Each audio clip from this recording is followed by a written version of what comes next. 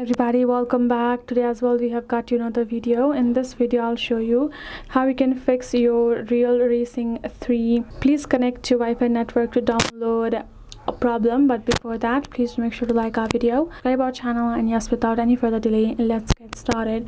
So right now you can see the interface looks like this because what we have done is we also haven't encountered the same issue. So if you have been going through, the first thing you're going to check is your internet connection.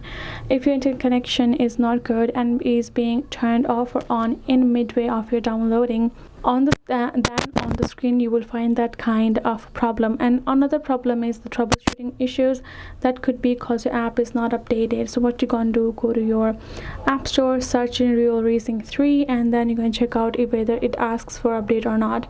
If it does, go ahead, update, and that should help you out as well. Next thing is you're simply going to go ahead, uninstall your particular Real Racing app on any of your device. Can be iOS, can be Android. Simply go ahead, uninstall it, and go to your app store, search it up, and reinstall the particular app, and that should also help you out. Just make sure to remember that this problem can occur because of your internet connection as well. So even if you upload an update, if your connection is not good, then that kind of problem will keep on appearing. If it simply comes again and again, simply choose to switch to your cellular data to go through the further downloading, and that should help you out. So I hope this video helped. Thank you so much for watching. I'll see you guys in our next video.